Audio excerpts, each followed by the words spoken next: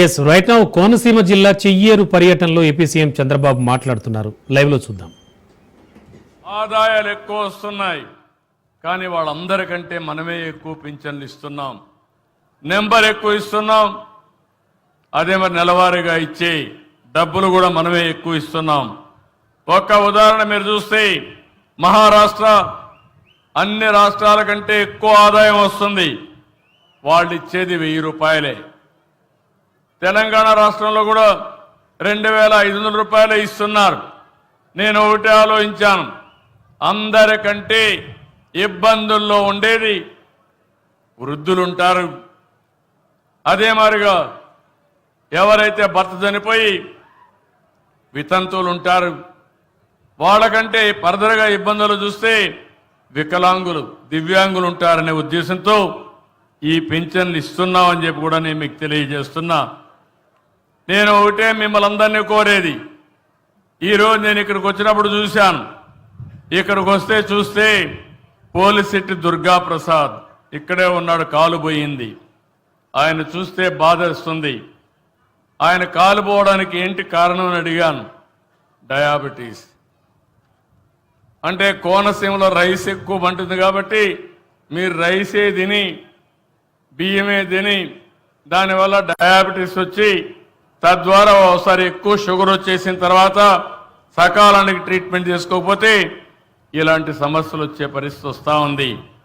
ఆయన కుమార్తె పాపం వెంకట సత్య అనిత బీటెక్ చేసింది, కష్టపడి చదివించాడు, ఇంకా సర్టిఫికేట్ తెచ్చుకోలేకపోయారు. అందుకే నేను హామీ ఇస్తున్నా, ఆ అమ్మాయికి 1,50,000 రూపాయలు ఇచ్చి సర్టిఫికెట్లు ఇప్పించే బాధ్యత తీసుకుంటాం. పోలిశెట్టి దుర్గాప్రసాద్ కూడా ఈ నెల నుంచే పింఛన్ ఇస్తున్నాను, శాంక్షన్ చేస్తున్నానని చెప్పి కూడా నేను మీకు తెలియజేస్తున్నా. ఇంకో పక్కన శ్రీ సాయి లక్ష్మి చంద్ర బిఎస్సి కంప్యూటర్ చేసింది. ఈరోజు ఇవన్నీ చూసినప్పుడు మన రాష్ట్రంలో ఇంటి దగ్గరనే 5 లక్షల మంది వర్క్ ఫ్రమ్ హోమ్ పనిచేస్తున్నారు. చదువుకున్న వాళ్ళు వివిధ కంపెనీల్లో భారతదేశంలో కానీ ప్రపంచంలో కానీ దగ్గర 5 లక్షల మంది పనిచేస్తారు. దీని మీద శ్రద్ధ పెడుతున్నాను. వీళ్ళిద్దరికీ ఉపాధి కల్పించే బాధ్యత ఎవరైతే సాయి లక్ష్మి చంద్ర ఉందో ఆ అమ్మాయికి వర్క్ ఫ్రమ్ హోమ్ కానీ ఉద్యోగాలు ఇప్పించడానికి కూడా ఇప్పుడే కలెక్టర్కి ఆదేశాలు ఇచ్చా. ఇద్దరికి ఉద్యోగాలు ఇప్పించి పనిచేసేదానికి శ్రీకారం చుడతామని చెప్పి కూడా నేను మీకు తెలియజేస్తున్నా. ఇలాంటి కార్యక్రమాలు మనం చేసుకుంటూ పోతున్నాం. ఇంకో పక్క మీరు ఒకసారి చూసినప్పుడు ఈ ప్రభుత్వం ఈ నెలలో 12వ తారీఖున 1 సంవత్సరం పూర్తి చేసుకుంటున్నాం. నేను ప్రతి గంట ఆలోచిస్తున్నా, ప్రతిరోజు సమీక్ష చేసుకుంటున్నా. ఒక్క నిమిషం కూడా వృధా కాకుండా మీకు పనులు చేయడానికి ముందుకు పోతున్నాం. పింఛన్ల పెంపు నెలకు 2,720 కోట్లు, మొత్తం ఇప్పటికైన ఖర్చు 34,000 కోట్లు.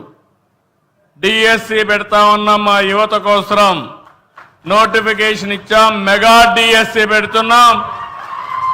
16,347 పోస్టులతో తొందరలోనే మీ అందరికి ఉద్యోగాలు వస్తాయి. మొదటి సంతకం చేసిన సంతకాన్ని అమలు చేయడానికి ముందుకు పోతున్నాం. మా ఆడబిడ్డలు, డాక్రా సంఘాలు, మీరు ఒకసారి గుర్తుపెట్టుకోవాలి, మీ అన్నగా నేనే సంఘాలను పెట్టా. ఆడబిడ్డలకు నేనే, మీరు ఒక్కసారి ఆలోచిస్తే ఈరోజు దీపం పెట్టి వంట గ్యాస్ ఉచితంగా ఇచ్చా.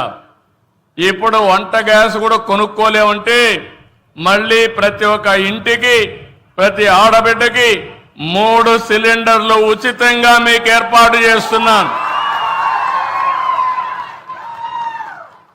ఒక్కొక్కసారి నేను ఉచితంగా ఇస్తున్నానంటే గ్యాస్ కంపెనీలు కూడా సరిగా చేయకుండా మీ దగ్గర డబ్బులు తీసుకునే పరిస్థితి వస్తున్నారు. నేను ఇచ్చేది డబ్బులు మీకు కానీ గ్యాస్ కంపెనీలకు కాదు. అందుకే ఇప్పటి నుంచి 4 నెలలకు ఒకసారి మా ఆడబిడ్డల అకౌంట్లో ఆ డబ్బులు మీ అకౌంట్లో వేస్తానని మరొకసారి మా ఆడబిడ్డలందరికీ హామీ ఇస్తున్నా. మా ఆడబిడ్డల ఖర్చులు తగ్గించాలని ఆలోచిస్తున్నాను. దీనికి కూడా శ్రీకారం చుడతాను. ఇంకో పక్క రోడ్లన్నీ గుంతలు పడిపోయినాయి, గోతులు పెట్టి వెళ్ళారు, గుంతలన్నీ పూడ్చాం. దీనికి 1200 కోట్లు ఖర్చు అయింది. 20,000 కిలోమీటర్లు బాగు చేశాం. మళ్ళీ హామీ ఇస్తున్నాం, భవిష్యత్తులో కూడా ఈ రోడ్లు సక్రమంగా మెయింటైన్ చేసే బాధ్యత ఈ ప్రభుత్వం తీసుకుంటామని చెప్పి కూడా నేను మీకు తెలియజేస్తున్నాను. మత్స్యకారులు చాలా ఇబ్బందుల్లో ఉన్నారు. 217 జీవోలు ఇచ్చారు వాళ్ళ పొట్టగొట్టడానికి. ఈరోజు ఆ జీవోను రద్దు చేశాం. మత్స్యకారుల సేవలో వేట సమయంలో వాళ్లకు ఆర్థిక సహాయం చేయాలనే ఉద్దేశంతో ఒక్కొక్క కుటుంబానికి 20,000 రూపాయలు చొప్పున 259 కోట్ల రూపాయలు రిలీజ్ చేశాం. ప్రతి ఒక్కరికి పేదవాళ్ళకి కడుపు నిండా తిండి పెట్టడానికి ఆ రోజు అన్నా క్యాంటీన్లు తెచ్చాం. ఈ రోజు మీరు గుర్తుపెట్టుకోవాలి, మన నాయకుడు ఎన్టీ రామారావు గారు మొట్టమొదటిసారిగా టీటీడీలో అన్నదాన కార్యక్రమాన్ని ప్రారంభించారు. ఈరోజు ఆ కార్యక్రమం చాలా బ్రహ్మాండంగా జరుగుతూ ఉంది.